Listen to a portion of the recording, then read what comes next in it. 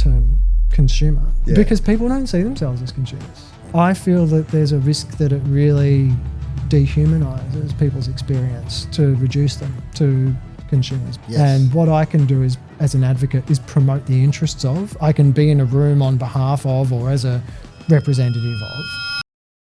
Just sat down with Craig Memery, consumer advocate extraordinaire for wind, solar and renewable energy. Now, full disclosure, I've known Craig for a very long time. He used to be my wind lecturer approximately 20 years ago. He's doing a lot of work with the Justice and Equity Centre and also government work with the energy market regulator and a lot of other markets. So many acronyms, so much knowledge and so much passion. This area of full electrification is where we really focused our conversation on, and some of the insights that emerged literally blew my mind. I'm so happy and we're so lucky to have had Craig on the podcast. Now, before we get stuck into it, don't forget to like, comment and subscribe to our channel and also to Greenwood Academy. And also there's a bit of a surprise, almost 3/4 of the way through. So make sure you stick around to see the whole podcast. Without further ado, let's get stuck into it.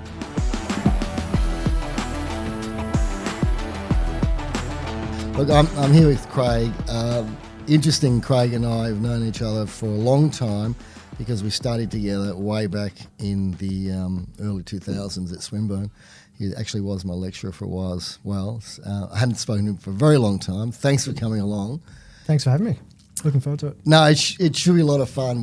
We were talking a bit off camera about some really interesting things about life, nature versus nurture, and this whole industry, and hopefully we'll be able to reveal most of what we said off camera, on camera, but we'll see how we go.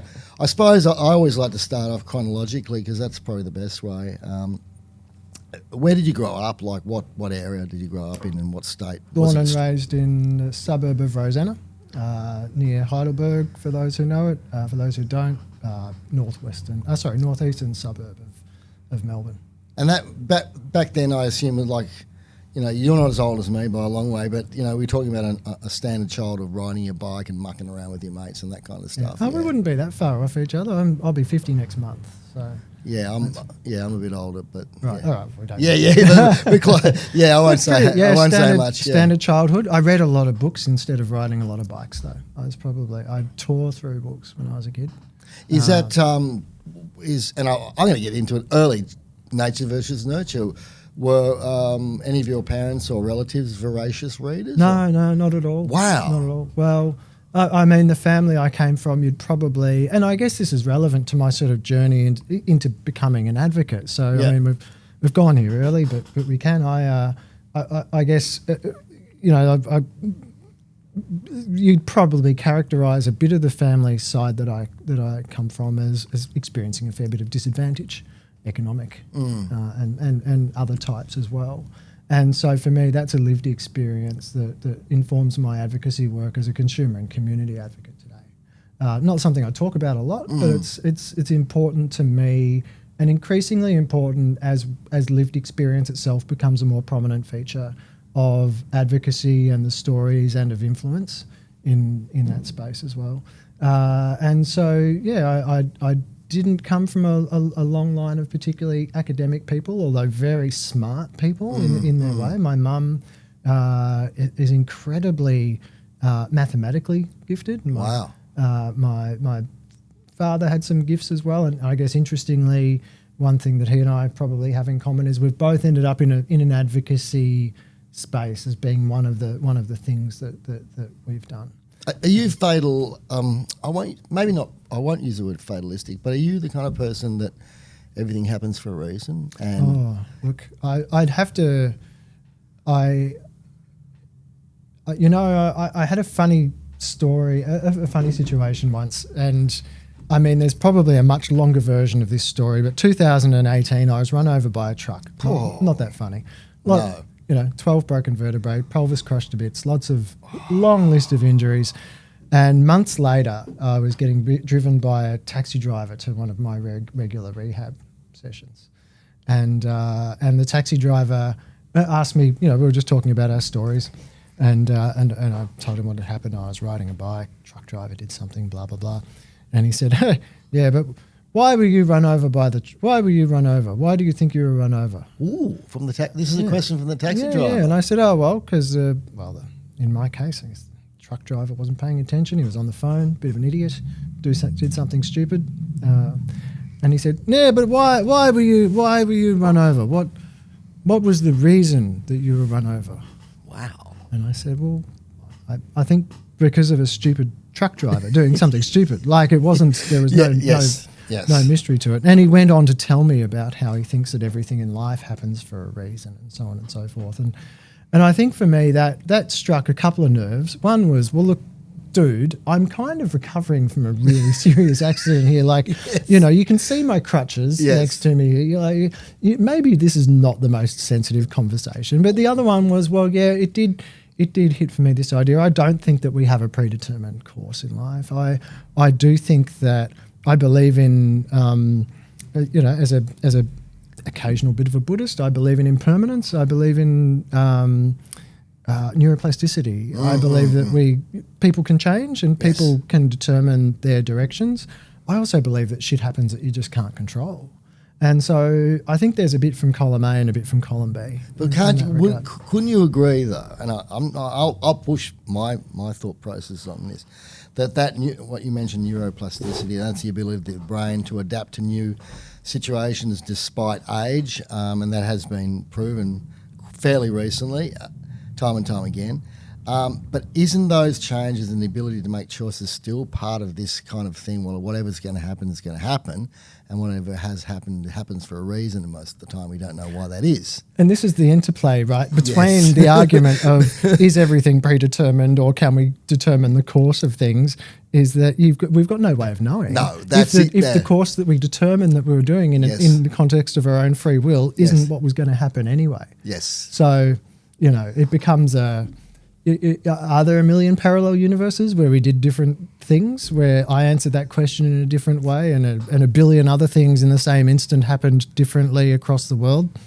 Maybe, maybe not. I don't know. But if all podcasts could start like this, if they all could. No, that's wonderful. And although if there is more of an opportunity to sort of tie it into one of the themes that often comes up in, I think, in your discussions. I've checked out some of your podcasts and I love the conversations you've had with some people. Things that occur in people's early life really do tend to set the course of direction for where they go later on. And it can be little things, the influence of a person who said something that's just that really has resounded, meant a lot at that time and really, really struck you. And I think my life's trajectory has probably got a bit of that's steered me in the direction of getting into renewables and energy and advocacy and community and social space and those things and trying a few different disciplines along the way. And for me, there's been a mix of trying things to see what I like, random opportunities that have come up, and someone just saying the right thing at the right time that's given me an idea of what to try out. Do you, like a lot of people, when they gain insights into things, the most effective way for them, maybe they go along and listen to someone speaking about a particular subject. Others gain it from reading books, certain books. However you gain that insight. Are both of those a process of actually you learning something new or remembering what you already know deep in that DNA? It's interesting. If I look at where my insights come from these days, and if I narrow down insights to making a life decision, or in my case, I spend a lot of time thinking about the energy transition, whether I'm at work or not, and whether it's 2 a.m. or 2 p.m. And I do meditation retreats a couple of times a year, and I find my deepest insights into both me as a person and also into how to get through the energy transition happen in, between probably day 4 and 6 of a silent retreat, where I've had that mental space, the forced mental space of contemplation and reflection and getting past days 1 to 3 of the brain's busyness and into that spot where the brain can reflect, the mind and the body can reflect a bit more deeply into things. So for me, I get my probably what feel like the most helpful ideas about how we need to shift in the energy future during those times when I'm not deep in the middle of it, when I'm not deep in the middle of writing a submission, preparing for a meeting, reviewing a report, having a meeting about a particular issue. At the same time, I find the act of deliberation and exchanging ideas and thoughts and perspectives with other people another driver of insights for me as well. And whether the distinction is thinking fast or slow or the intersection between those, I don't know. But for me, I think an appetite to learning and keeping an open mind and to reflection and being prepared to change their mind are probably some of the more important aspects rather than just the context things occur in. Are you a sort of proponent of the flow state, deep focus, those kind of things? Proponent as in believer, proponent as in supporter. I think flow states are. When I find when I get into the state of being deeply absorbed in what I'm doing and able to put aside the 1,000 distractions for long enough for that absorption to productively turn into thinking through a problem or developing a new idea. I love that. I find that really satisfying.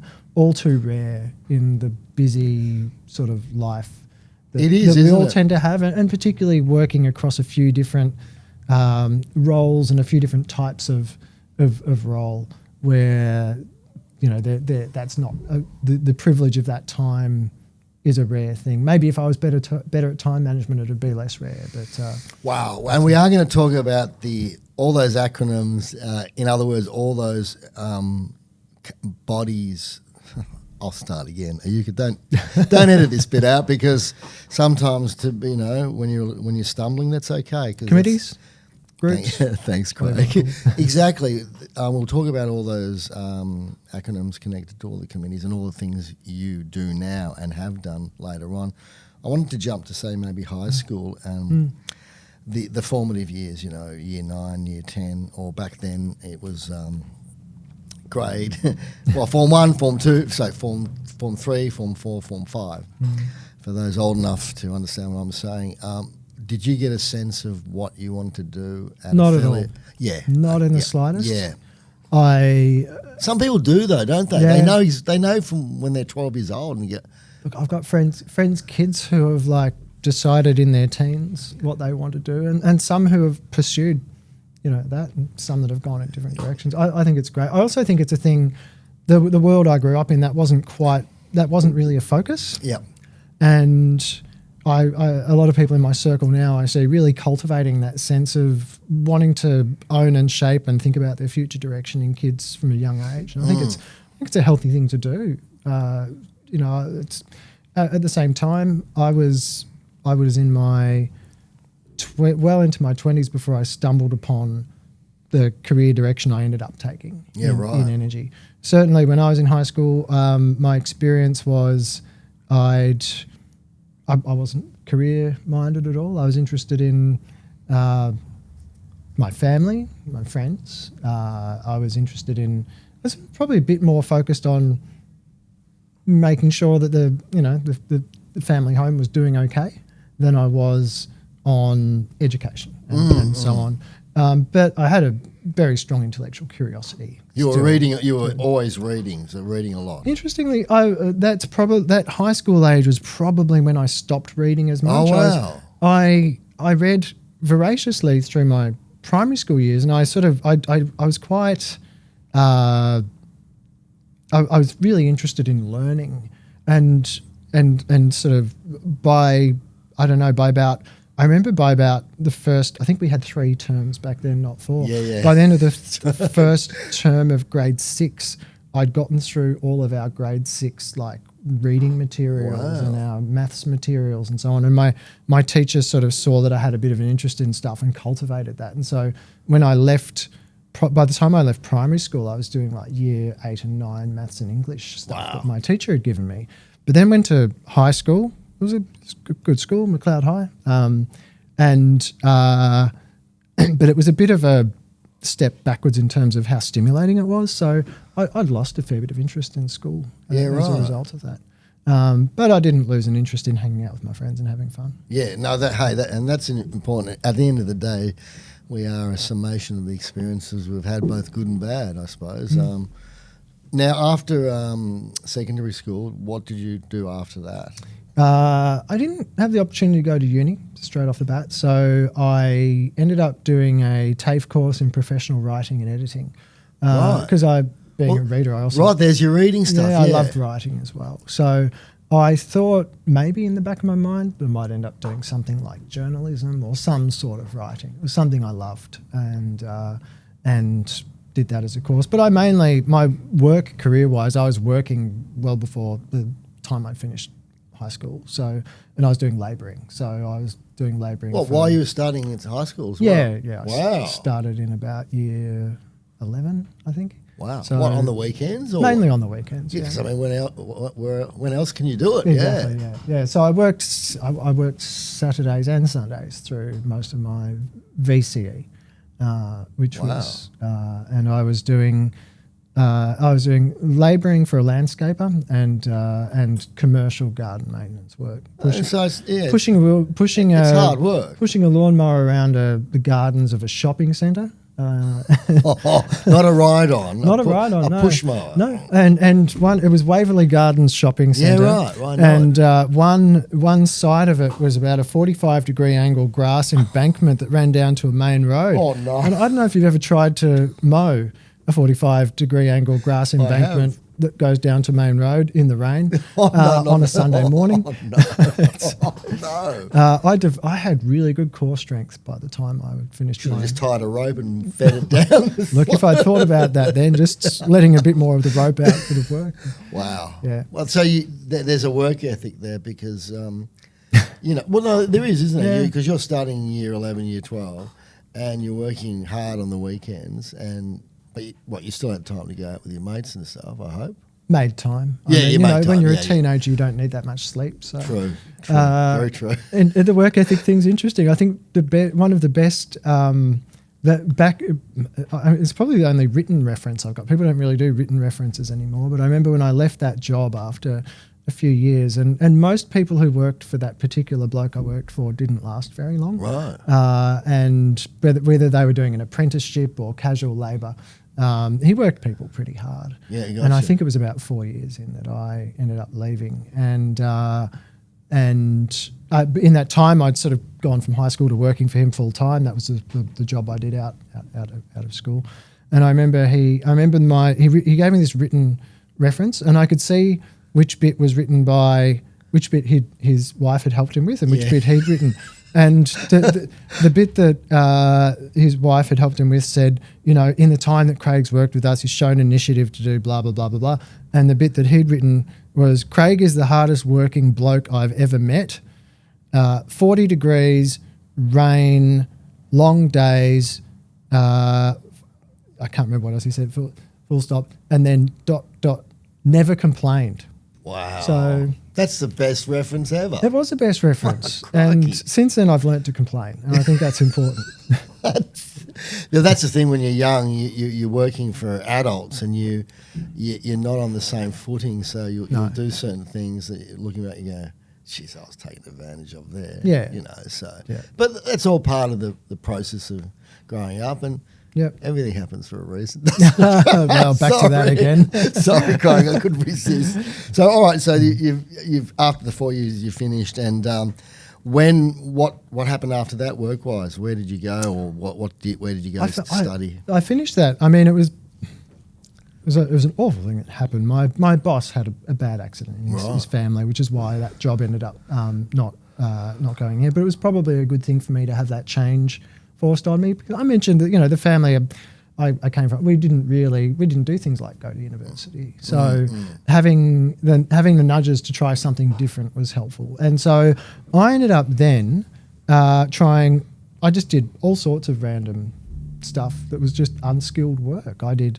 I read to pursue intellectual interests, and I think I did the odd short course.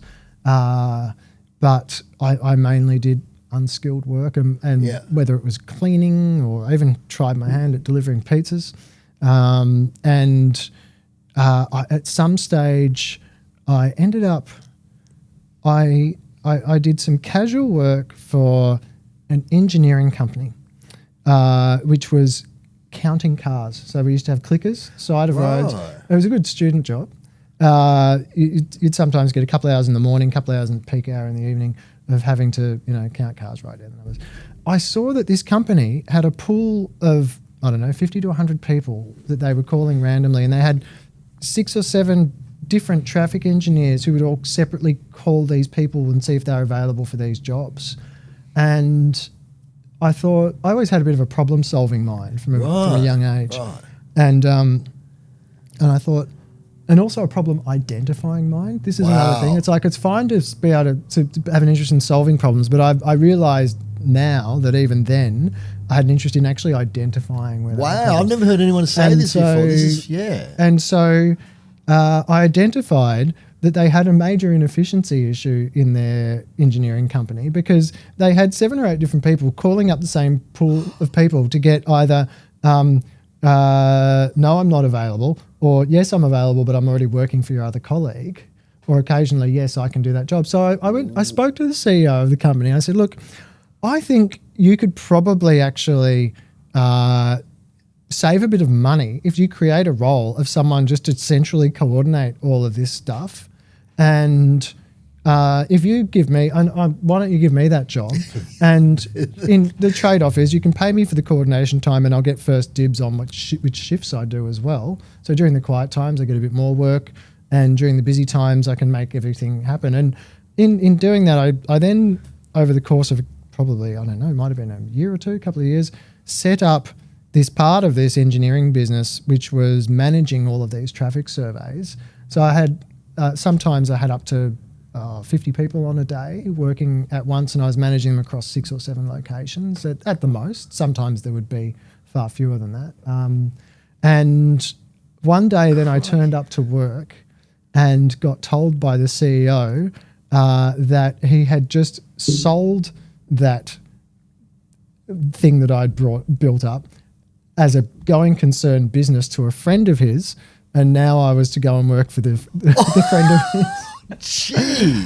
And that must have been validation of what you were doing. I experienced it as both validation and job insecurity at the same time because the duality of life. Yeah, and it sort of didn't feel like it was a particularly nice thing to do. No.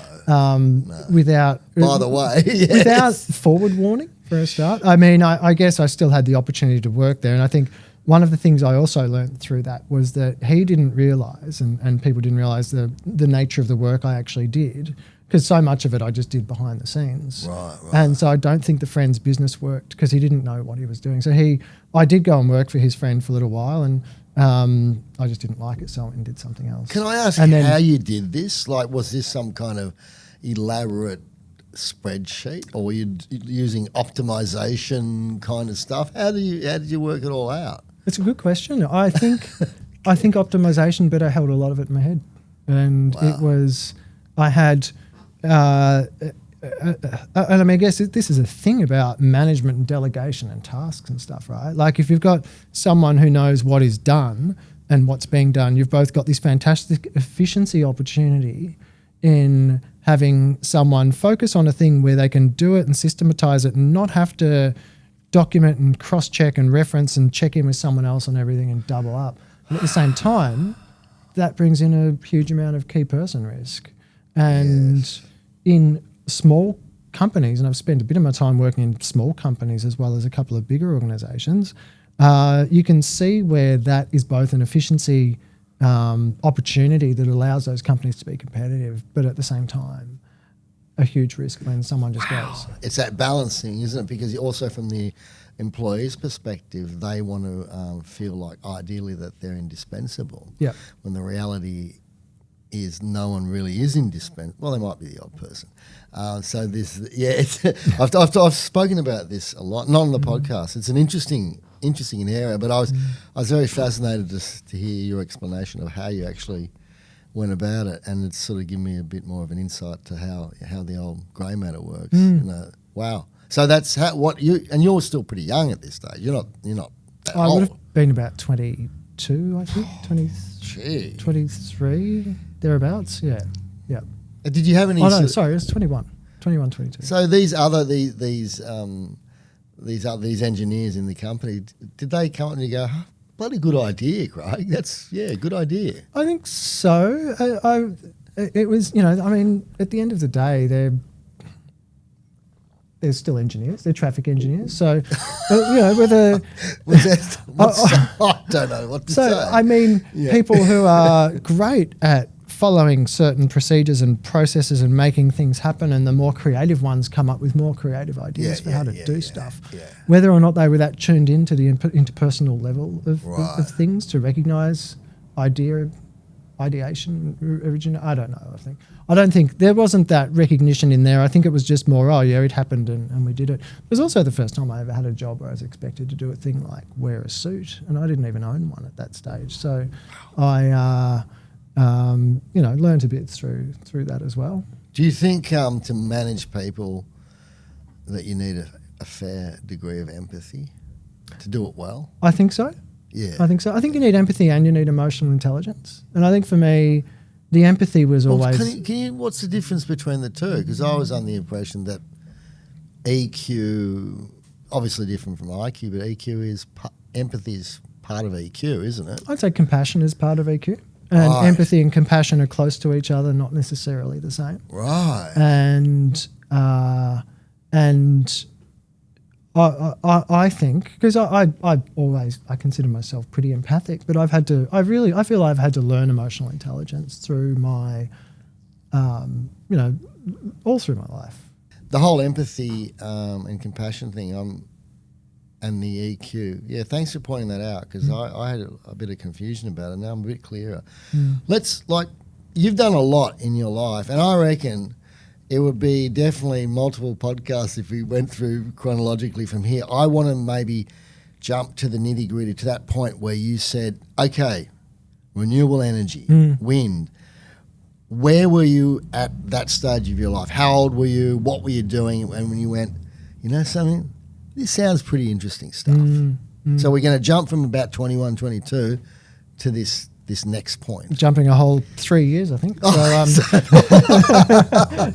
wow. So it would have been around, so let's see, at the time I'd been, I would have been 24.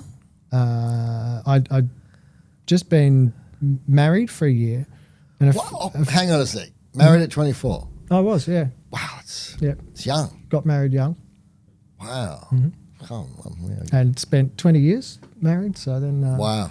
Yeah, that was a pretty. It's fun. It's interesting to be able to talk to people. By the time I was in my mid 40s, I'd already had and completed a 20-year marriage, which is a lot more than most people, because that's a long time to be hitched for as well. Oh yeah, by modern standards. Yeah. And a good friend of my wife's at the time, actually, his father.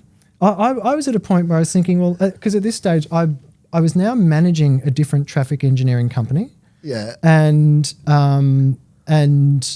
it was sort of interesting work. I'd gotten into from the manual traffic stuff and organising people and managing people around that to getting involved with automated technology, and I'd worked out ways of applying it in that were novel and allowed certain types of information to be gathered and data to be gathered in a way that hadn't been. That's the short version of a much longer story.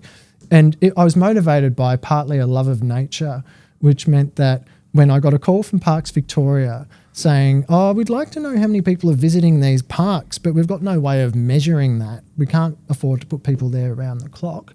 I worked out a way of using traffic sensing technology in car parks and roads and spots where it wasn't designed to work, so that they could work out in combination with assessments of how many people were arriving and spot checks, get a good sense of how many people are using things and when. Wow. And I developed these systems for training up park rangers to maintain the equipment, so they didn't have to pay us $500,000 a year to do it. They could just have it being a park ranger activity that they just checked on this equipment, and they were able to do long-term assessments. So no subscription economy for you. Well, because you know what I mean. Like from a business perspective, it would have been better. But I understand where you can't. I totally understand where you. But it meant I had an excuse to go to national parks. Oh, nice. Right, to do the work as well. So it was. There was a benefit. Yeah, there was a personal benefit as well. Wow. Anyway, so I was and there were lots of other projects we did, and it was I discovered I loved data analysis, and I was really good at it because I was good at maths. So you were good with it. You're probably still good with Excel spreadsheets and all of that kind of stuff. Well, here's the thing. I don't really enjoy that so much. So yes, I'm quite good at it. When I do open Excel, I can usually wrangle something, but I can usually do some interesting analysis, and I've got a good knack for numbers, just for quick arithmetic. This is from your mother's aspect, because you said your mum was she's amazing good. at maths and logic and problem solving and stuff. Because there's certain things you can learn, like if you're not naturally good at numbers and you don't see those relationships or patterns easily, you can learn to get better, but you'll probably never be as good as a person who is naturally like that, who also learns more and starts, That's true. It's my wife, very, very good with numbers, unbelievable. Yeah. This is really interesting. So I was managing this traffic engineering company, and I was bored, and I was thinking, I want to do something that's actually good for the world, right? Yeah. And why though? That's a really good question. I think I didn't have a sense then of what it was that I wanted to do. I saw the world had enough problems, social, environmental, climate, economic, that any contribution to helping make any of those better would be a better thing than what I was doing now, which was helping to build more roads. Right. And more national parks wasn't a bad thing to be helping, but the thing is, it didn't really stimulate me. I felt I'd gone as far as I could, and I guess I had an appetite for stimulation and difference and different experiences. And so, as I mentioned, I was married. A good friend of my wife's, his father ran this renewable energy course at TAFE, the one that you and I both did. Right. And it was before the course had become a vocational course. Right. So it was a multi-disciplinary course mainly done by adult students. It was part of the electrotechnology training package, it was in renewable energy technology. Yes. And there was a 1-year version and a 2-year version, the diploma. And so I thought, I've still got no idea what I want to do with it, but I love the look of that, and I'm going to go and do it. And so I met with my friend's dad, and he thought, I'd be a good fit for the course, went and did it, and I loved it. It was just because it was the first time that as an adult, ripe age of 25 or whatever I was, I now had the opportunity just to focus on just learning. Yes. Like just all I had to do was learn. And it was interesting stuff too, wasn't it? It was so interesting. And we had passionate teachers who were teaching it because they were interested in it, not because they wanted to be teachers, first and foremost.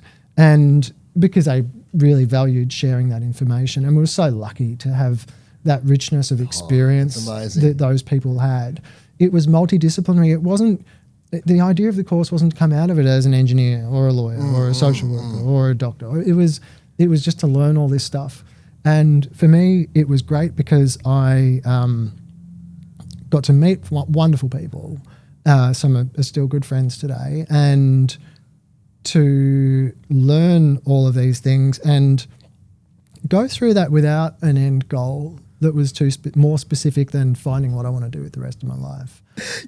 I ended up, I finished the first year of the course and got a job straight away in the renewable space. Doing the second year of the course, I was both completing the course and teaching the course at the same time. It was funny how that came about.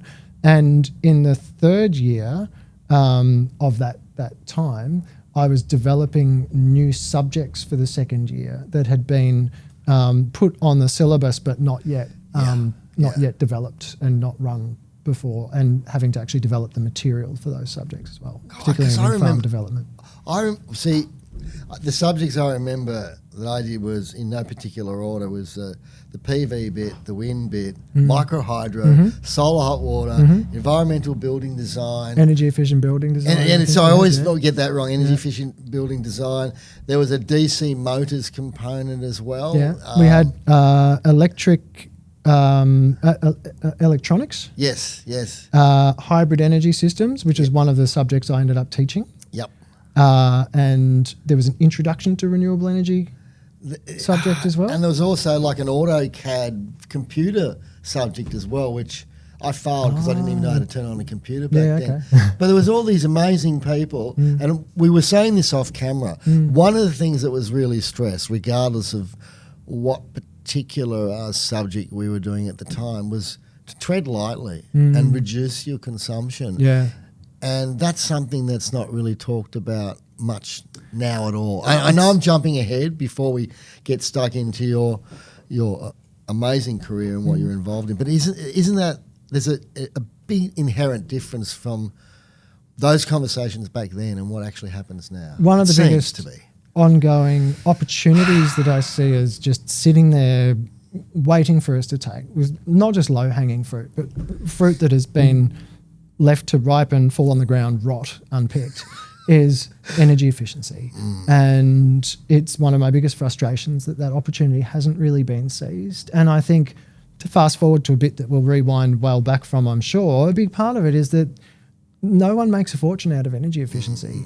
People do make good money out of building electricity networks, generation, storage, all of that stuff. Energy transition is so important that we do have clean energy, new generators built, new batteries built, ways of moving on from fossil fuels. That all requires investment. That's all great. But I don't think anyone makes the billions out of energy efficiency that we would really need for governments to take it as seriously as they should. Yep. Governments do take it seriously to varying degrees, but not as much as they could and should given the opportunity we have now is to say, right, we've got a need to decarbonise our energy system. We've got a need to manage costs for people. We've got a need to manage these social licence issues in regional areas especially, but also the broad social licence for the transition.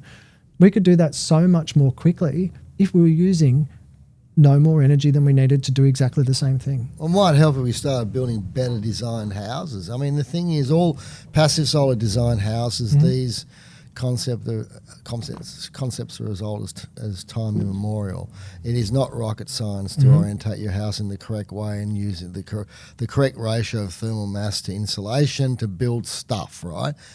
What we have to get, I'll get off my soapbox soon. What we have to do is get away from this idea that bigger is better with houses.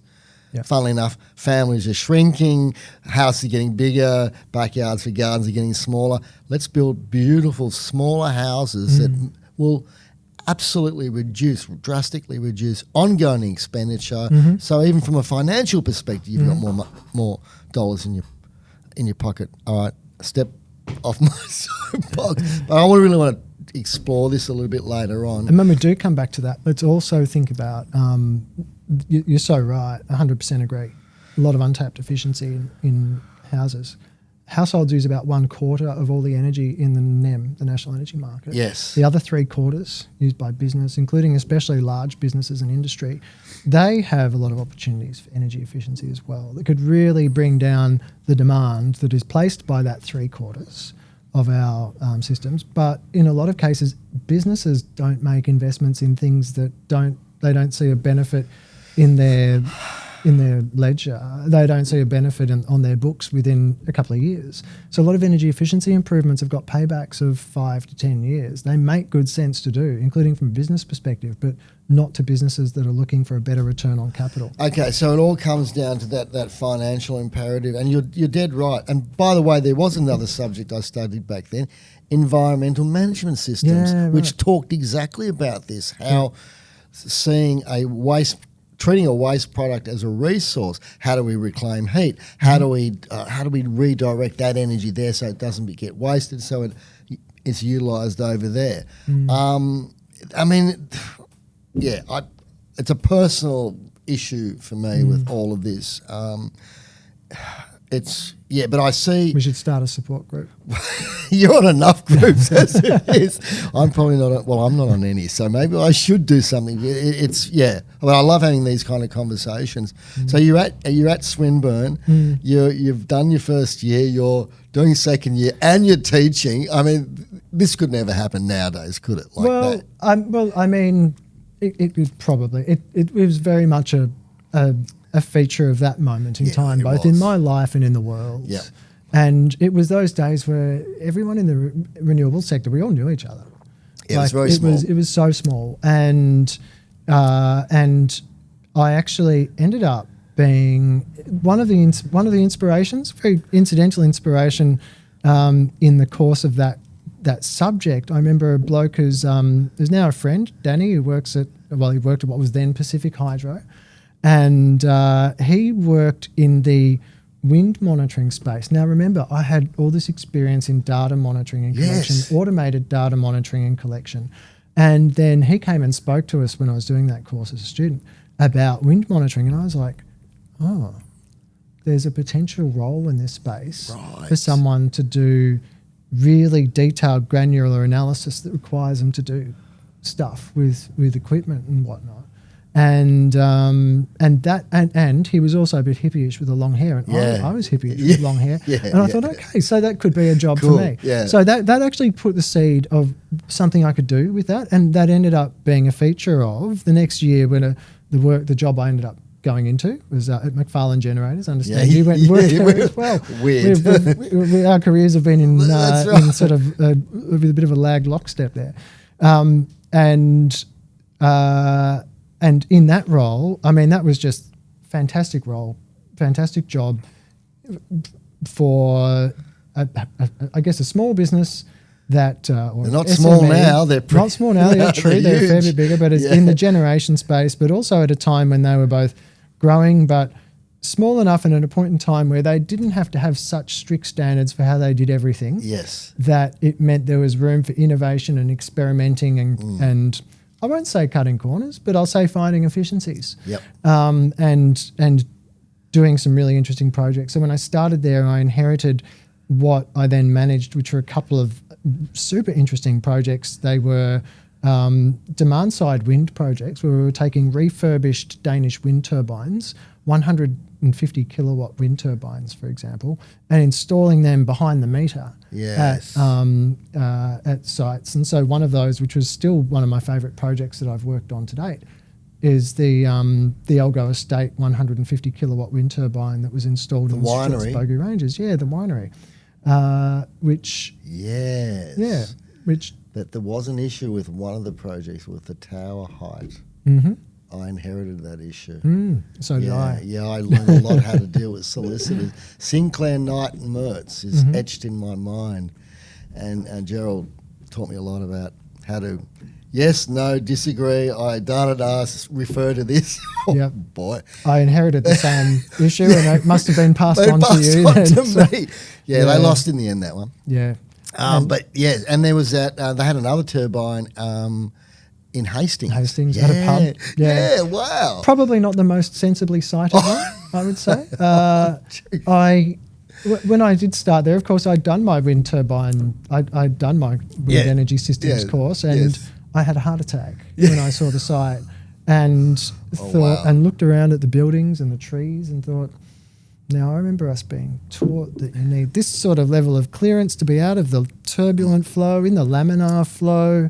And that would mean that the turbulent flow would be up to about here. Now that wind turbine tip height is up to about here. Oh. So yes, that was Wind 101 that they didn't follow. And we haven't yet to have got into the nitty-gritty of what he actually is doing right now and where he stands from a committee perspective. Well, actually not where he stands, but how many committees he's actually on. But we're talking about the whole wind scenarios. You're at McFarlane Generators. You're using your God-given data collection gifts, actually probably hard-earned. Just tell me what's happening from here. Well, funnily enough, I didn't actually get into the data collection side of things there. That came later than at Acciona Energy, the wind farm developer. Right, big. When I was at McFarlane's, by virtue of them being a sort of small and a dynamic company doing a few different things, it meant I had an opportunity to work on standalone power supplies. Yep. It meant that I could do my then unexpectedly burgeoning teaching career on the side. It meant that I could work on wind farm projects. So we were doing site finding for wind farms, right, and then signing on landholders to agreements. So we were going out doing high level wind modelling to determine some sites that would be potentially suitable. But suitable sites for wind farms it's quite a I loved it from a problem-solving perspective because you had to find sites that had adequate wind resource, adequate grid connection potential, where there was enough land that was accessible and useful to make a big enough investment, and that it was set back far enough from homes and towns and communities to not have too much of a visual impact on them. A lot more than siting a solar farm, I'd say. A lot more, yeah. And each element of that had a lot more work to it because you're dealing with these turbines that are so wind itself is quite nuanced in how it works. You've got different aspects of wind speed and direction and flow and its interaction with topography and locational stuff and all of that. That means that it takes a lot more data gathering and analysis to determine that as accurately as you can for a solar farm with a lot less information.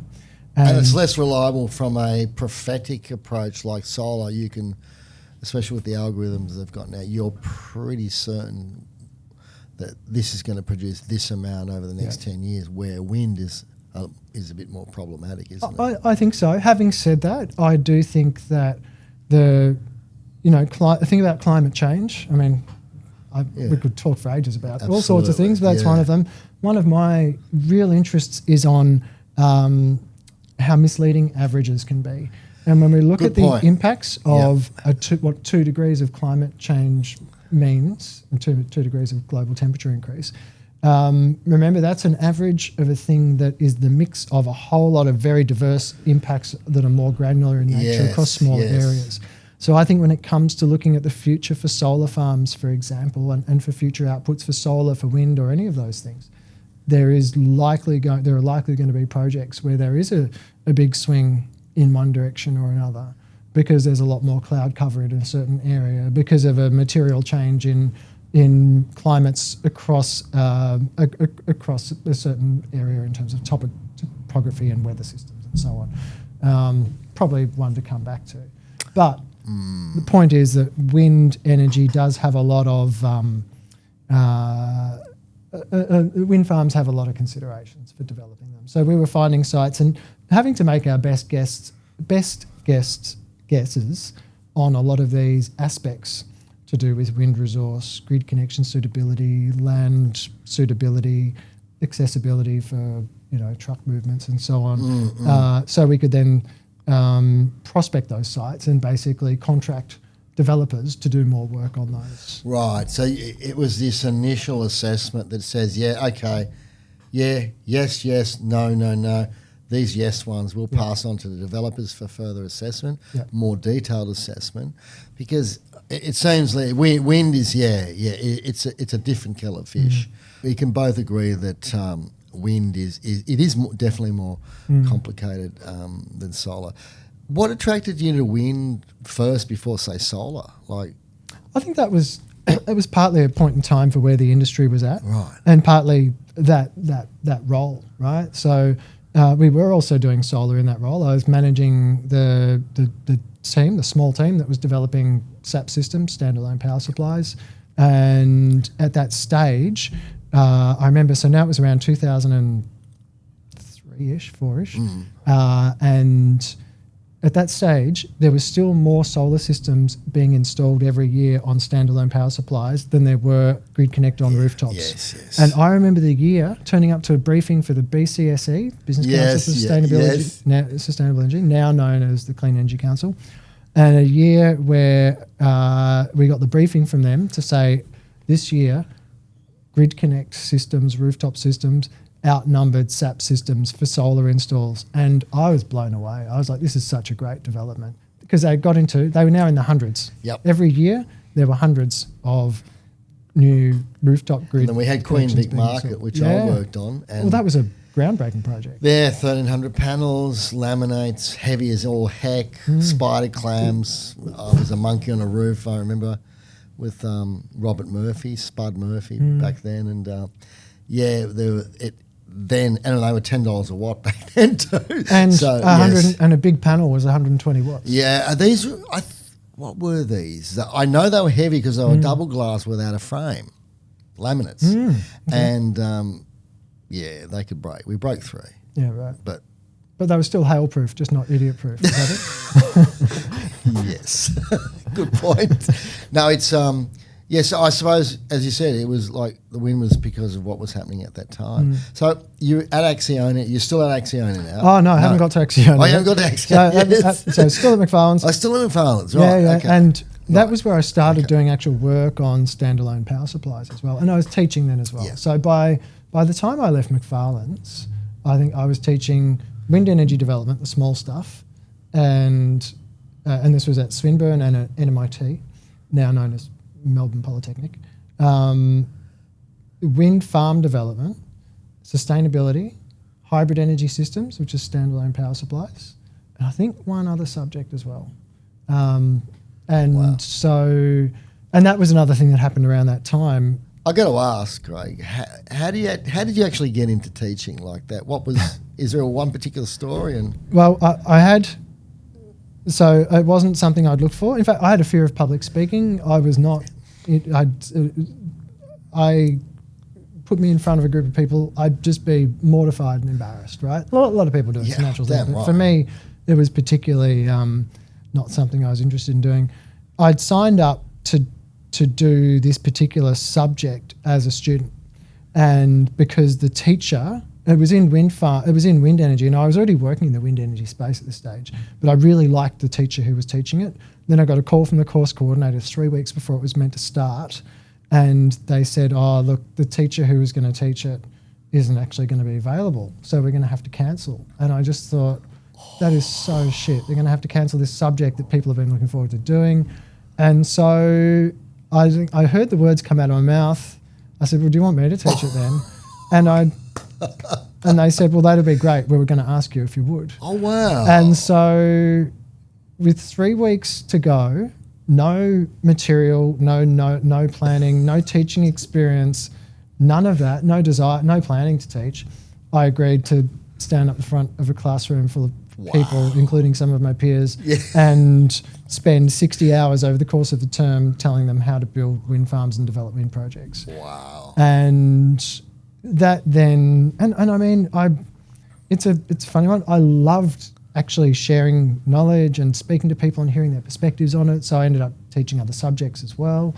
It's hard work. It's really hard work, especially on top of working full time. And so I didn't persist with it past a certain point, which was a couple of jobs later. Wow. Yeah. Wow, that's a great story. I'm glad you entered teaching. I mean, you know, now Acciona, it's a huge company, Spanish, I believe. Yep. Did Damien work there as well? Did he work at Acciona at one stage? He did, yeah. Before, yeah. I think he started there not long before I wrapped up there. Right. And it was this was an interesting learning experience for me. It was my first time working for a big multinational company. It was doing the wind, so I was managing their wind data collection program across, I think, 3 states, Victoria, New South Wales, South Australia. As well as that, I did the power performance testing for the wind turbines at Warborough, where's that? Warborough was the first, I think it might have been the biggest wind farm in the Southern Hemisphere at the time, outside of Ballarat, 128 wind turbines. Wow. We were building that wind farm. Acciona also owned Cathedral Rocks Wind Farm, beautiful setting out on the Eyre Peninsula in South Australia. And we had a couple of dozen, I think, wind turbine sites with towers erected. Prospective wind farm sites with wind monitoring towers erected. So that was my next opportunity to overcome a big fear, which is my fear of heights. Climbing 80-metre high wind monitoring towers that were, they're this wide. Oh my God. And they're like ladders. Yeah. And vertical. And I mean, I'd climbed wind turbines up to about 30 metres. But the wind monitoring towers are something again, because you know how have you ever stood at the bottom of of a tower like that and looked up and seen how you can't see the top? 100 metre tower. You've climbed them, or no, stood at the base. Yeah. I wasn't qualified or allowed even to go beyond the perimeter fence that was around the turbine. Well, when you but our guys did go in there. Yes, full gear, the whole bit, safety, special helmets, radio, the whole bit. Well, on these wind monitoring towers, when they're 80 metres high, you stand at the bottom and you can't see the top because it's too far away. It's just thin. When you're on the top, you have the same effect when you look down. So you can't actually see the bottom of the tower. It kind of feels like... So these are temporary, these towers, obviously. Yeah. I've never actually seen one. Right. Wind turbine, yes. Wind test tower. What's their official term? We call them a wind monitoring tower. Right. They're similar to the type that's used for some radio applications. They tend to be, the standard design is a lattice 3-pole design. Yep. About literally that wide. And they tend to have guide ropes. Okay. So they guide at maybe 10-metre intervals. Right, okay. Up to the top. I was going to say, there's no way they're not guide. Yeah, no, you don't. I've seen the freestanding ones look a bit more like the Eiffel Tower. Oh, they have to be. They have to have a much wider... I mean, how high are we talking about? The highest ones I worked on were 80 metres. And wow. And they're there for, a year or two? Or how sometimes a fair bit more. Long enough to get rusty enough to be concerned about climbing them in some cases. But long enough to collect enough relevant data to... Yeah, you've got to have at least a year's worth of data exactly right. If you're analysing for a wind site. And that's another reason that that we're seeing not so many wind farms being developed at such haste at the moment in the renewable space. There's a lot of solar and batteries, which is great, but there are a lot of aspects of wind farm development that just mean that there's a longer lead time, and one of those is that you've got to have on-site monitoring for at least a year. Yeah, of course. And more if you don't have good other data to correlate with nearby for trends. It's the one thing I do like about the wind turbine farms is that they are that true agri-wind. I mean, a lot of people are talking about agrivoltaics, and we've actually done 2 agrivoltaic systems. Right? I'll talk to you about them another time, but. Wind, invariably you're on farmland, and invariably there's cattle or there's sheep on that same property. There's that shared, mixed land use proposition, which is great. And they're impressive. They're a bit scary when you first go up close to them, and they're whooshing away, and they're, 2 or 3 megawatt and 100 metre tower. Mm-hmm.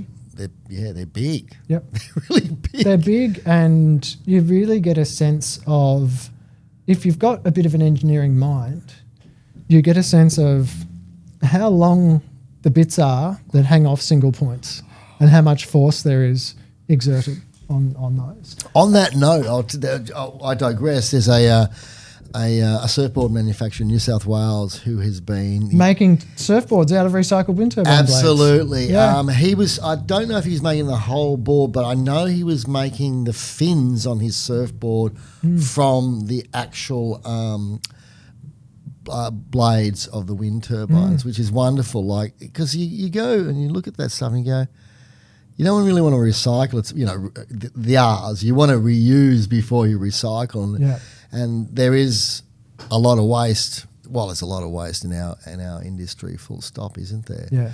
So Acciona, what happened? How long were you at Acciona, and what happened after that? About a year or so. And after that, I then made a big change, which I think is, I'd say my first big step that was a great step was moving into the renewable space. This second one was, I'd had my eye on this organisation for a little while called Alternative Technology Association. Yeah, right. Little community not-for-profit that were doing great stuff, like actual community organisation. And, it's funny. I always thought it was a funny name because they sound like a peak body for technology. Yeah, they do. And even by that stage, all 3 of their names were redundant, I think. They were no longer alternative. Like this was when solar was coming into the mainstream. Yes. Water tanks and other stuff they worked on. Technology, they weren't just focused on technology. They were focused on sustainable living. Well, didn't they have an early magazine called Soft Technology? Soft Technology turned into Renew. I remember. I still got some of their old ones. Yeah, I've got one or two of the old ones as well. Yeah. And association. Association these days is usually tied as a name tied to an industry group. Yes, so yes. They eventually rebranded as Renew. Right, yes. Named after that flagship magazine. For anyone who doesn't read Renew magazine, you're crazy. It is a fantastic mag, and the articles are great, but equally as interesting is the ads at the back of what people are getting up to and what they offer. There's some amazing stuff, absolutely amazing. So you were involved with them. I didn't realise you were involved with them. I worked for Renew for nearly 7 years. That was actually my foray into consumer advocacy and community advocacy and energy policy. So I'd had an eye on them for a while, and I just thought, I love great people working there, great place. I thought, I'm going to go for the next job that I see come up there. I don't know if it's going to be an admin job or something, writing for their magazines. I actually thought I might do writing because, again, I still liked writing, and I thought that could be a direction I go in. And a role came up for a policy advocate, for consumer advocate, and particularly representing people with an interest in rooftop solar and renewables and DER and CER, although we didn't call it CER then, that name came later. And so this is in about 2009. Is this a paid role? Yeah, right, okay. They had funding then from the Consumer Advocacy Panel, which is now morphed into Energy Consumers Australia. Right. Or their funding capacity was brought into the organisation Energy Consumers Australia. I also went and worked for ECA for a little while. But anyway, I saw an ad and thought, okay, I'll go for that. And I called them up and had a chat to Damien Moyes then, who was managing the team.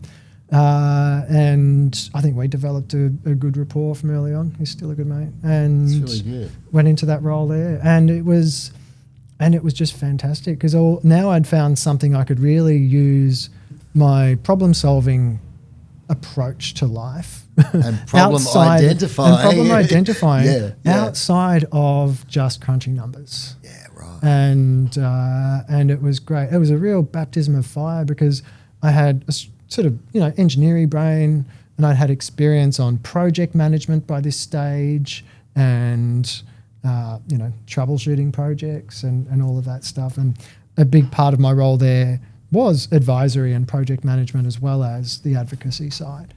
But I was very new to the policy scene and to advocacy and trying to influence and all of those things. What's your definition of advocacy from the perspective of what you have done and are doing? I see myself as the interesting thing I find in the word advocacy is the word representative, because I often am a representative of households, energy users, communities, consumers. Right. But two things that are challenging there are, one, I'm a consumer advocate. That's what I've been doing for 17 years now. That's my core role. And now I've sort of morphed a bit into advisory and governance, but that's been the thing. Except I don't like the term consumer. Not because I have an issue with consumption, although I do like efficiency, but because people don't see themselves as consumers. Right. People see themselves as people. I often say I've never met someone who's introduced themselves to me as say, "Oh, hi, I'm a consumer. Nice to meet you." Yeah. And I feel that there's a risk that it really dehumanizes people's experience to reduce them to consumers. But nonetheless, my role is as a consumer advocate, people advocate, human advocate, whatever you want to call it. The other aspect is representative. So people are the best representatives for themselves. Yes. And what I can do is, as an advocate, is promote the interests of. I can be in a room on behalf of or as a representative of, but I'm very cautious about using the word representative. So are you condensing their concerns and issues into something palatable to present to other bodies and other people? Yeah, and the challenge with that is at the same time... How do you do that? Look, you do it with nuance, you do it with patience, you do it with a preparedness that something is going to take a long time to get the results that you think are really important, because it really, everything that we're trying to change in the energy transition that involves the hard problems involves people thinking differently, and people are very entrenched in their views. And you really need to deeply understand, I think, what's important to people, but also be able to make a distinction between their preferences and their interests, because they're not always the same thing. Or wants and needs. Yeah, wants and needs, but also, I think that's well put, wants and needs. And part of it is that sometimes the consumer interest might be a lot more complicated than the consumer preference. So, for example, we all want reliable energy systems. Absolutely. We all want affordable energy. Yes. So, but that's a trade-off, right? If you ask someone, do you want a reliable energy system? They'll say yes. If you ask someone, do you want an affordable energy system? They'll say yes. Understanding both of the nuances of the relationship between those two things, so a trade-off can be made between them in a way that is meaningful to people, that is one of the challenges of advocacy and at the decision-making level, at a governance level, because there's not a decision that we make that doesn't have trade-offs, whether it is emissions, whether it is social license, whether it is cost, whether it is reliability, resilience, security, any of those things will have a trade-off with at least one other thing. All under the mantle of the economically viability, tempered by the economical viability of that particular project or that particular industry. I think that goes to the cost as being that particular trade-off in that case. So when advocating for people, that's something that is a big focus for me. And also the fact that you've got to bring together a whole lot of human experience, consumer experience and so on, funnel it often into a particular process, but not lose the understanding of the diversity of people within that. And this is one of the biggest challenges that we have looking at the moment at things like the discussions around what network tariffs should look like, for example. So energy network tariffs, we have a problem that they are not sustainable in the way that they're recovered today, because they are there's a small fixed component and they are largely volumetric in nature. Right. And what that means is that there's no efficient signal for using the network. That means if you use less of it during peak time, you get a proportionately lower reduction in your bill. If you use more of it during peak time, you get a proportionally higher reduction. It's speculative at this point, isn't it? It's like measurable. If you're talking about the electricity wholesale market. Oh, this is about networks, particularly. Okay, So this is the network. My mistake. Yeah. So just to unpack that example a bit, please. Right? So we need to make changes to energy network tariffs because the current framework for them isn't the way they're recovered now is not fit for purpose of the future. Partly because batteries can outsmart them, right? So if you've got a solar and a battery setup, you can, and you've got enough energy, you can potentially be in a position where you hardly import any energy from the grid. Yes. But you use a lot at certain peak times where it contributes to the need for peak demand. And in that case, there won't be enough recovered.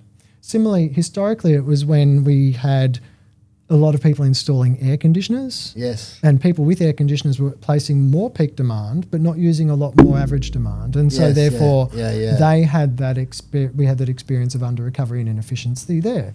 In the future, it'll be as more people electrify, those with gas who are potentially avoiding some demand during a winter peaking time might be paying a bit less on the electricity side, blah, blah, blah. So when we look at this, we can say, okay, here's a problem where we need to make a change, but what should we change it to? Now, some people are of the view that, we can just have high fixed charges and recover them from everyone, irrespective of whether they're using only a small amount of energy or they've got CR and DR. Can you explain the acronyms there? Sorry. Yeah. Consumer energy resources, distributed energy resources. Thank you. Yeah. Behind the meter stuff. So people have got their own solar batteries and so on and so forth. Now, the problem with suggesting that we should just recover network costs through a high fixed charge is that you then don't differentiate between people's actual impact on the system. You've actually swung from having too much incentive for people to make their behaviour work in a way that's inefficient with the system, to not enough, and resulting in potentially people using more energy rather than using energy efficiently. And most importantly, for the people that I care the most about, potentially stinging vulnerable and disadvantaged consumers, people with much higher bills that they can no longer avoid for energy that they're probably not using anyway. All those people who are renting, because it seems that we don't have a viable option for them. I know overseas there's balcony-style solar systems that are modular, can plug into the power point. Yes, the panels are in a vertical configuration, but so what when they're $15 a watt, 15 cents a watt. So it seems that renters are really getting a rough deal, and we're getting a higher percentage of renters as time goes on because of the actual whole housing thing. I don't know if that's a good or bad thing. I mean, Europe's had a high percentage of renters, but then again, they have in a lot of cases, they have fixed rents. Yeah. I was looking at a video the other day of a German town that hadn't changed the rent since 1650, something ridiculous, right? I know, it was weird, right? Yeah. But there's, so at the end of the day, you've got these consumers who haven't got the same access as to someone who owns their home, whatever that means, and so they are not they're not fully part of this energy transition at a grassroots level because they can't go and use that great ball of light in the sky. And they might own their own home, but it might be in a strata apartment that's the thing. without roof space. Or so you're like in better generation stuff, possibly behind the meter, but then that requires other people involved the whole bit. The fact of the matter, we have got that sun. That's what I always say. You can argue about everything, but we've got this sun. Bloody well use it. Yeah. And the wind. Yep, that's a good point. Well, you know that the sun comes from the wind, right? No, sorry, the wind comes from the sun. That's what I meant to say. The sun comes from the wind. I'm sure in some ancient stories it does. It's the interrelationship between all things, Craig, isn't it? You know, you got to be... But it's like this... I can see... So with advocacy, there's this balance between the skills you've got. You need empathy, you need compassion, you need intelligence, and you need an engineering mind to actually see where things are going. Well, we've got probably, I mean, I don't know at last count how many there are, but it'd be 10, 20 at the most. It's varied. People, full-time equivalent, who's around the country, whose job it is to represent the interests of consumers in energy space. Right.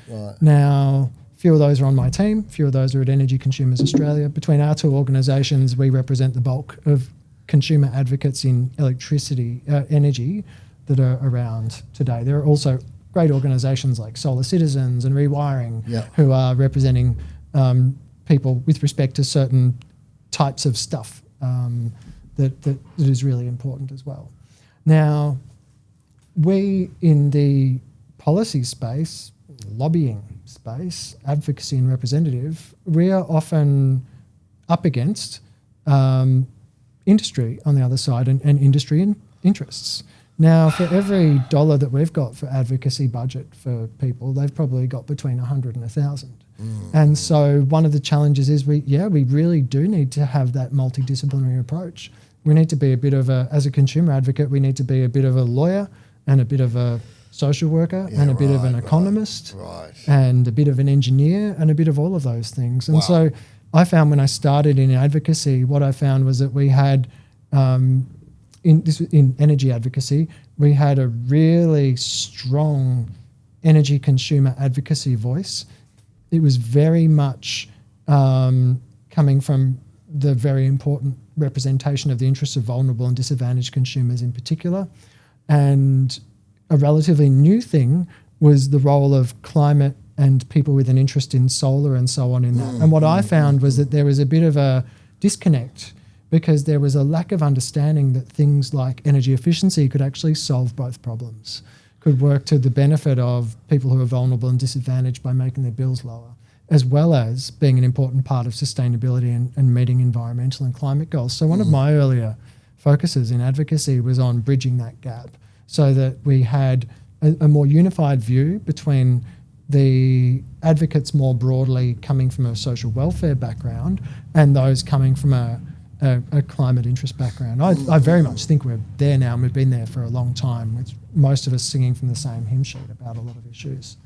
Wow. If I come back to just rounding off on that point about that diversity of consumer interests, though, and the diversity of consumers, I'll wrap up on that point about network tariffs that I was on before. So if you look at solutions, if you think of everyone as homogenous, then certain solutions like having a high fixed charge for energy, where we just charge everyone the same amount for their every day, irrespective of how much they use and when they use it. That's like a regressive tax, though. It is, yeah. That's how I would frame it. Some people see it differently, but I think, yes, it is like that. So, those sorts of solutions, they don't really work in a world where people are diverse and different. And that's the world that we're actually in. So finding solutions that are fair on everyone is a big part of the advocacy challenge. So it's impossible, though, well, isn't it? I don't think so. I think Right. I think fairness and efficiency and ability for people to respond and future and things that are fit for purpose of the future, that are sustainable in that sense. That classic sense of being ecologically sustainable to support being economically sustainable. Sorry, socially sustainable to support being economically sustainable. Solutions require balancing between all of those principles, but I don't think that means that we can't make things fair for everyone. It often requires changes that are a bit uncomfortable for some people, be that person a policymaker or government or rule maker, whoever it might be. But fairness is so subjective. What may be fair to the vast majority of humans, let's not say consumers, is not fair to a business whose goals and objectives is number one, economic growth and profit, or the other way around, and everything else comes way down the list. So how do you, in your role, balance that because invariably you're talking to businesses as well, aren't you? Yeah, my main role is representing the interests of households, but in a lot of my roles, I'm representing the businesses, the interests of all energy users in the country. So to bring it to the fairness piece, this comes back to what I think are two key themes that are very joined, that run through how we need to do the energy transition. And they are about how we recover costs and how we share risks. And in my view, and the approach that we take, is that costs should be recovered from a beneficiary-based basis, and risks should sit with whoever's best placed to manage them.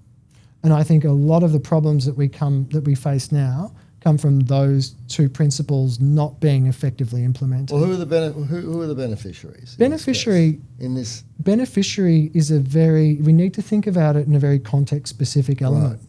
So, for example, if you use, what's a policy question that we've got? Throw one out. What's a policy question that you want to think about? How quickly we transition to complete 100% renewables. Cool. So that's a classic. That's huge, and it's got a lot of sub-issues to Absolutely. it. So let's. That's all I could think of at the time. That's great, though. That's a bit of a higher level one than these principles apply more easily to, but it's a good one to test with, right? So who are the beneficiaries of us getting to 100% renewables sooner? The benefits include avoided costs of doing it now rather than later. Depending on how the timing works, sometimes because everyone else is trying to decarbonise their energy systems at the same time, other countries that is, we've got supply chain considerations and so on that might mean that there's a better point in time than others to do things. But if we're focusing on bringing it forward and avoiding it later, and avoiding some of the impacts of deferral. But the main beneficiary is everyone on the planet. Yeah. It's all of society. In the case of the bit that we can control for it's all of society. But another aspect of thinking about it is that the beneficiary of an energy system is the people who use it. Yes. So there we might have a bit of a tension between the needs of community as individuals Yeah. who are no longer who have a reduced impact of climate change as a result, and the needs of consumers. So you need to make a call then on which beneficiaries in what context do we mean. And if we're talking about paying for energy, then we narrow that down to say, okay, well, the context is what's the benefit as energy users of making certain changes.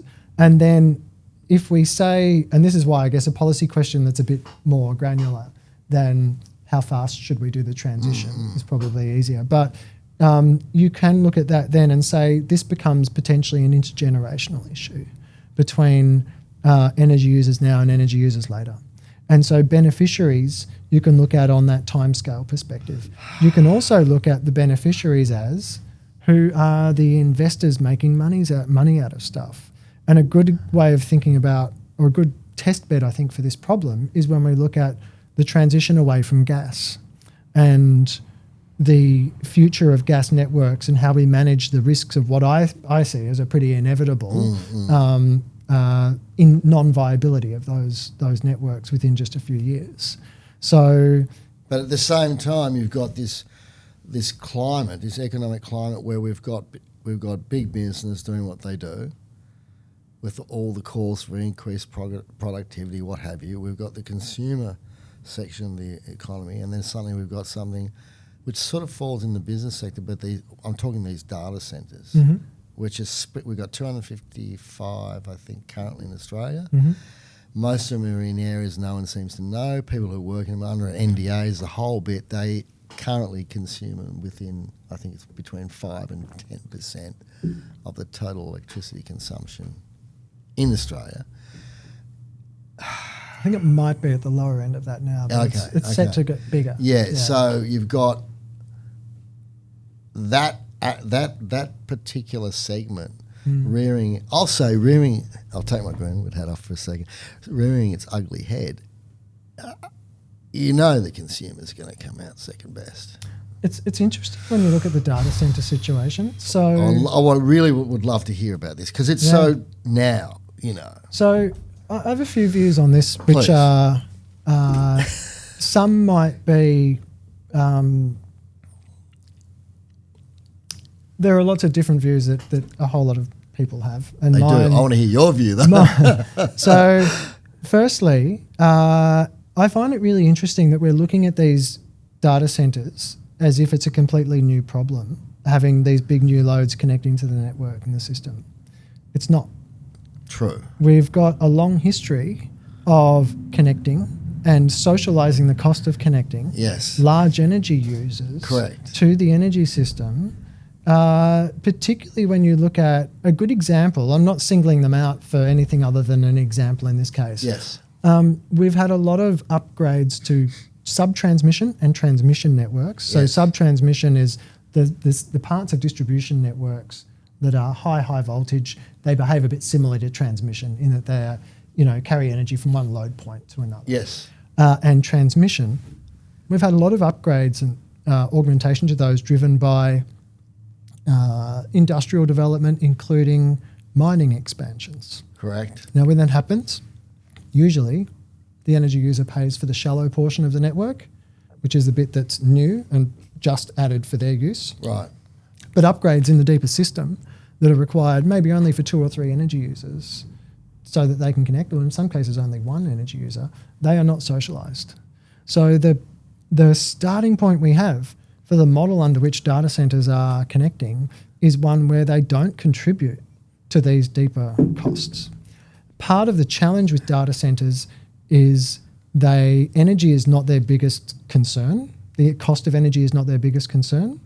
Timing is a big concern. So unlike mining expansions where they can put in their connection application, wait a little while the transmission business or distribution business goes through the regulatory investment tests required to justify them making the investment in the deeper network, data centers don't have that. So data centers are actually coming in and putting in their applications to connect, and in some cases they are paying for some of the deeper connection upgrades from the outset because they don't want to wait around for the other thing to happen. But they have a business case. They have a business case. Now, that's actually a good outcome for other people when they do that, and it's a better outcome than when a mine connects and the cost of that gets socialised. However, data centres come with a few unique, let's say, pros and cons. One is that they have an extremely high value of reliability. Now, there's a thing called the customer value of customer reliability, which is an important metric in energy system planning, and it puts a value on the megawatt hour you're not consuming because it's not available when you need it. And households might be around in this range here, and some industry is around here and some down here. Data centres is way up there. And for that reason, they tend to invest in their own backup systems so that they're not completely reliant on the grid. Now, that means that they'll have backup, some combination usually of backup, battery and generation. Now, it might look on the surface like that is a great opportunity then to bring a bit of flexibility into the grid. Hey, what if we share that battery resource and that generator resource with the wider system as part of meeting our reliability goals? Because we spend a lot of money on reliability and security in the energy system. Yep. Like everyone's quite familiar with the wholesale cost of energy. Yes. So there's a lot that is required to buffer that. And especially as we move towards a more renewable, more electronic grid, moving away from a mechanical inertia-based grid. And you would think that data centres could provide some of those services. However, some data centre owners, I understand, are basically saying, no, that backup energy, that's for our clients. That's mine. It's all mine. Well, it's for our clients. It's for the people who we provide the data for. Right. It's so that they can get their data when they need it. Of course. Others, though, are actually participating in demand response programs and things where they can see there being value there. At the same time, there's the question about, well, this is a whole lot of new load, so what are the implications on decarbonisation? Because if we add more load to the energy system, that's right, then it's got to come from somewhere. Absolutely. And the quickest somewheres are usually fossil fuels at the moment. Correct. Right? So, and if it doesn't come from anywhere and there's a priority on where this energy goes, the consumers, they'll be number 3 or 4 because the data centres would have worked it out in whatever backroom dealings they've been involved in to say, no, we need that energy. We need to be number 1 or number 2 on the list, right? And I won't even mention how much bloody water they use. So it's and at the end of the day, it's like energy in, energy out. There's X amount of there's a particular load. It has to come from somewhere. How are we addressing that load? Renewables. Energy storage. Let's face it, energy storage doesn't actually produce any power at all, only when you buy the battery. Brand spanking new. It is simply a transmission device that allows energy to come in and it goes out with a loss of 10-15%. People forget that energy storage is a bigger load than it is a generator. That's the thing. So, I mean, it's important. It's great important to have energy storage. Absolutely. People forget that, and especially when they're having conversations about things like pumped hydro, which have lower efficiency than batteries. You know, it doesn't magic the energy from thin air. That's exactly right. You've actually got to put in 130 to 140% more than what you take out. That's exactly right. They're a dumb device, and the only time they actually produce something, as I said, is when they're brand new. And by the way, they've been charged up from somewhere to be. So even that is not a perpetual motion. Absolutely, exactly. So you've got X amount of viable space, and one of my big bugbears is the displacement of agriculturally viable land for solar farms. That's why I love the idea of agrivoltaics, and we've done 2 systems, one on a grapevine, Cabernet Sauvignon, Dookie Agricultural College, and we've done another one on a commercial solar strawberry farm. Pros and cons of those approaches, and then of course you've got your mixed land proposition where they're grazing animals between the panels, which is the most probably cost-effective way. Because God forbid, energy comes down the bloody list when it comes to that hierarchy of needs. It ain't before water and air, water, food, etc. So it's and we're at this point where they're not going to be building less data centres. They're not going to be ripping them down. There's going to be more and more as the world's hunger for data and chat GPT and what have you. That's going to make it harder for the advocate, isn't it? Well, this is where my advocate voice says, I want to find a way for us to work together with data center owners to find the best solution. So if you look at advocacy, traditionally, we've got a lot of advocacy in energy is clustered around representing households and small users. We've also got advocacy, great advocates for large users, the Energy Users Association of Australia, for example. My understanding is that the data centres aren't bothering with any of that lot. They've set up their own energy advocacy. So they're actually funding it directly in-house, and they've got their own peak bodies. Now, what really concerns me about that is the risk of it there becoming a real us and them mentality. I focused a lot in my advocacy career trying to bring together the interests of small and large energy users on where they're common. We've got plenty of things to disagree on. That doesn't matter. But some commonality. There's a lot of commonality. Yeah, that's what I thought. Right? We're going to be relying on each other in a lot of ways to get through the energy transition, and we're better off working together than apart. And so I would rather that we come up with a way of bringing data centres. They're going to be there. They're going to be there whether we like it or not. Correct. And so why don't we focus on getting them to do it in a way that we can like? And I see some opportunities, including obligations, but giving them some actual choice rather than just a blunt stick. So some people have put forward the idea of what about having data centres have to get all their energy from renewables. It's like, well, it's easy to say sign PPAs to do that, blah, blah, blah. If it's not time sensitive though, then it doesn't necessarily fix the problem. If it is time sensitive, it imposes quite a significant cost. I think, what about this opportunity for, I'm a big advocate for demand response and the systems to allow more for it. It's been a big focus of my advocacy career for more than 15 years now. Right. Similar to that, electrification, CRDR, getting storage moving and so on. So those have been real themes for me. And data centers can help with a lot of that. And so in terms of storage, in terms of demand response, in terms of flexibility, what if there was an obligation on demand response, on data centers that said, okay, you can connect to the system, and it for me, it would need to look at which bits of the system we're talking about. So I mentioned the network connection before. That's a separate part of our energy frameworks to the generation part. Right. We really need to have a sort of wraparound approach with data centers that starts to provide, and that means it's got to come from policy, that starts to consider the different opportunities and problems. And so if we say there's an obligation, for example, to provide one of deep decarbonisation or system flexibility and support to a data centre that connects, let the data centre choose which of those is more effective for So them. you're giving them an option. Give them optionality. Because it seems to me ridiculous that we would turn from having a completely blind eye to mining expansions that are not a blind eye, but I mean mining expansions having driven up the cost of transmission and distribution networks that we've all paid for. Yes. And I'm not saying that mining is not a valid use of resources. I mean, in some cases, my personal view is that we need to minimise it where we can, but we all use the resources that come from mining. Yeah, right? we do.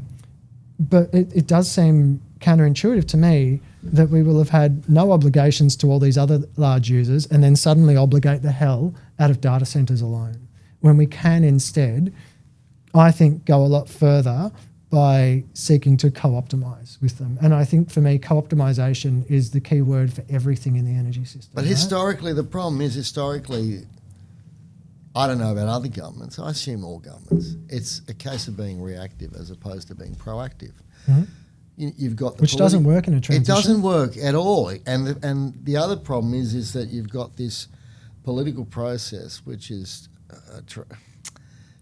it's only for a certain amount of time. And on a federal level, and I'll be careful, a lot of politicians are feathering their nest for the private sector.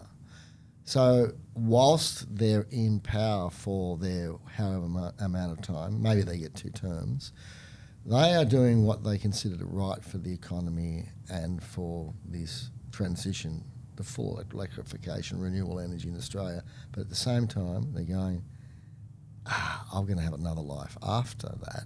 I don't want to piss off too many people here. So they've got this balance. I think it's so bloody hard. This stuff has to be grassroots, you know. I'll stop. That's right. I mean, I won't make it. I won't comment. No, don't, because it's I'm just saying. No, but that's right. Yeah. Well, what I was going to say though is I won't comment on different politicians' political aspirations or post-career. No. What really heartens me is if I look at New South Wales right now. New South Wales has had 2 successive energy ministers who are excellent and really focused on achieving the best for the community. Who have been from different sides of politics. Yeah, right. So we've got Minister Penny Sharp now, and we had Minister Matt Keane before her. And so I do think that these issues can't be depoliticised, but there can be ways that the benefit for all sides of politics is actually made paramount in making these decisions. And I think the issue that you identify, absolutely, it's a concern and consideration. But when I look at it from an advocacy perspective, I'm not a political animal. I know you're not. Yeah. Me from an advocacy perspective, I'm here to help us with the energy transition. With whoever. I mean, certainly there are some flavours of governments that are more and some less helpful. Yeah, but you are dealing within the political environment. Yeah, because you're dealing in the full environment, which is part of it is political. I know, I understand you're not a political animal. It goes deep. It goes. I really think. So, what do you think the best course of action is really right now with the data centres? I'm asking it totally to personal view. What would be if you were tasked with this particular problem, and you sort of are in a way, aren't you? Mm-hmm. What's next steps? I would say first. I don't know if I feel like the debate with data centres has taken a defensive and oppositional stance from the outset. So strategically, I'd like to see that undone. I would like to see engagement between the data centre owners, advocates and so on, and other advocates across the space, other large energy users and small energy users, to collectively work on, and this comes back to the problem identification piece, right? Right, yeah, Come together and say, okay, what are the problems that we face that we need to address? And they include social license of the energy transition. Yes. And social license is more than just communities, although community social license is key. It's that we can all collectively support the direction of decarbonising the energy system and moving towards the future energy system. Yes. Without it becoming a politicised thing where opposition parties wave around bills in Parliament and say, I'll scrap all of these energy programs and reduce a bill. Yeah. We don't want that. That's petulant, sure. And so if we can as the collective of energy users, including data centres, come together and come to government with some suggestions, that would be the obviously overly idealistic situation, which I would like. In the absence of that, let's at least negotiate, broker an arrangement where there are some trade-offs made, but in a way that is sustainable and can be built on. So like I mentioned before, if there is some optionality, if we say, okay, data centres, you can have your fast-tracked application as long as you pay for your deep grid connection and do one of these 2 things. You might either help us with decarbonisation or help us with system security and reliability. It wouldn't be a get-out-of-jail-free arrangement. So what, in your mind, is a better option for the human? It would be that the optionality. Security? No, but no. Out of which option? Good question. I would say... It is. Look, I'm a fan of market-based arrangements, not for things that they're not designed for, like smart meters, but for things where they do make good sense, like... optimization, where you can change settings over time. Yes, right? yes. And the thing about market arrangements is that they should be able to change settings. On the reliability panel, which I sit on, we are responsible for making the market price wholesale settings, the market price cap, the cumulative price threshold, which kicks in over a sustained period of high prices, the market price floor, which people might be aware of, is when prices go negative. It's the bottom point that they can go to for going negative. And a thing called the administered price cap, which is where when we move into administered pricing because of sustained high prices, it's a lower cap than the well-known market price cap of $20,000. Those settings are changed every few years. Market settings can be changed based on needs. So I'm a firm believer in that with market settings, with the right settings and ability to change those settings, Yes. we can get good outcomes both in the emissions reduction space and in system security and reliability. So if what is presented to data centers is optionality with whatever support mechanism is needed, and they're allowed to choose for themselves, then that's the best outcome for them. In terms of which is going to be better, which do we need more, the decarbonisation or the system security? Yes. I'd say we need them both. Yes. And so let the market settings reflect how short we are in each one. Yeah, right. That tends to be the approach to a lot of investment signals for what we need and don't need. Philosophically, doesn't always play out like that. No, but at least that allows us to put a price that's most valuable on what we do need. And it means that if the first 50 data centers go in one direction, and let's say they go, all right, we're going to go with green energy because that's easy, and we end up with all these new data centers coming on board with commensurate new renewable developments, and that problem's fixed. If there's underinvestment then in system reliability and security, then the incentives for system security and reliability should be commensurately higher, and that makes that look more appealing to the data centers to participate in that.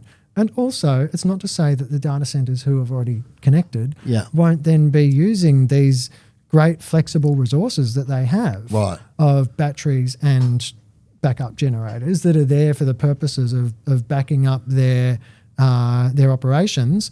If there are incentives to allow them for the other purpose we need them for, ideally, which is backing up the whole system, then great. So I do believe and I do think that with the right incentives, yes, energy is not their core business for data centers. It's data. Energy is a big thing that they use, but it's actually down the list of their priorities in the sense of how much they pay for it. That's why they're paying all of this backup. So we need to make that appealing to them, but not beyond the value for everyone. I also think that this goes to a bigger issue of system security and batteries. So we still live in a world where the engineering mentality is very much dominated by this idea we need mechanical spinning stuff to keep our system secure, to maintain the inertia and frequency that we need. I'll call you out on that a little bit, and you'll be surprised. I disagree that there shouldn't be any mechanical spinning devices based on flywheels. Okay, so flywheels as BESS. Flywheels as energy storage. These days, flywheels have come a long way. It's an old technology. The response times are very quick. If you want to do your FCAS, any of that stuff, they last for 30 years. They can be put in. So So I'm pushing so hard. Action follows thought that Greenwood will actually do a project with flywheels. We did a tender for one. Floating solar, flywheels, and secondhand Nissan Leaf batteries from Re-Electrify, where you lost that tender, would have been the best. So. But I'm not advocating in any way, shape or form to put on more diesel gensets or gas-fired or even... Synchronous condensers? Synchronous condensers? Yeah. No, that's gone straight. That's all right. No, it's gone straight. No, that's all right. What's that? So synchronous condenser is a machine which is it's been for a long time the kind of holy grail of the thing that you bring into an energy system to maintain system security, particularly inertia, keeping voltage at the right level and so on, in a system where you're losing inertia because you're retiring your big spinning mechanical things like coal-fired power stations that previously provided it as a byproduct of existing. Right? Yes. Now, when I completely agree with you on flywheels. I don't think it'll be the bulk of the solution. No, they work in conjunction with the chemical batteries. That's what will happen. Agree 100%. Yeah. The issue that I'm identifying here is that because batteries are a more emerging new way of dealing with issues like fault current and system strength and inertia, and they do it in a very different way, and they're not quite there yet on a one-for-one basis, there is a big focus, and we see it in New South Wales, where Transgrid, the transmission operator, is seeking to get hold of a bunch of synchronous condensers. There are a few have already been installed in South Australia. Basically, the issue is the development of battery technology is such that eventually batteries are going to become the favourable way of dealing with these system strength, system security issues. Yes. Alongside things like flywheels, but the bulk should be able to be provided by things like batteries. A static and clutches on generators. It doesn't just need to be... Right. So the point of... So the issue with something like a synchronous condenser, which I think could probably also have flywheels added to it, is that it's expensive and they're in short supply the world over, and it's only a matter of time until they become the second best solution. So I think what we need to be doing is focusing on getting batteries mature, getting them to a point where they can deliver all of those services: system strength, system security, system restart and black start provisions and things that we know that they can actually provide, but the direction of the market hasn't taken them there at this stage. Synchronous condensers. You know, I'm going to be looking this up afterwards. I want to find out. I've never heard. Oh, look, that means you've probably had the joy of not having to be subject to a whole lot of a certain branch of energy policy conversations over the last little while. Guaranteed I haven't. Wow. So my point anyway with bringing it back to the data centers is there's going to be a big stock of batteries installed, and those batteries will be able to operate in an islanded mode because that's how the data centers will need to operate when there is an outage. And so with that comes some of, not all of, the hardware and some of software capacity that they could in future be utilised to help do other things. Now, we've spoken about batteries and FCAS markets, right? Yes. This is basically the next step beyond that. There aren't yet markets for those services. To the extent there are, they hang off obligations for minimum levels of system strength that are placed on transmission businesses. I don't think that's the most efficient way in the long term to procure that service. I think it's going to be best opened up to a market when services can provide that. And if we have those markets, then an obvious participant in those markets in the fullness of time at the right time would be data centers that have got those batteries to hand. You know, we've just hit the tip of the iceberg. We haven't talked about all those committees that you sat on, and I don't think you won't believe what time it is, how long we've been talking. We won't do that this time. Right. I would love you to come back for part 2 when it's convenient next time you're in Melbourne, before the end of the year ideally, because there's so much more. Happy to. My head is hurting from some of the concepts you've been talking about, and I have a fairly good understanding, but I know there's a lot lacking. Wow. Wow. Thanks very much, Craig, for coming on. No worries. Thanks for having me. You are going to come back for part 2. I promise. Thank you. Yeah, if you'll have me. 100%, mate. You know I will.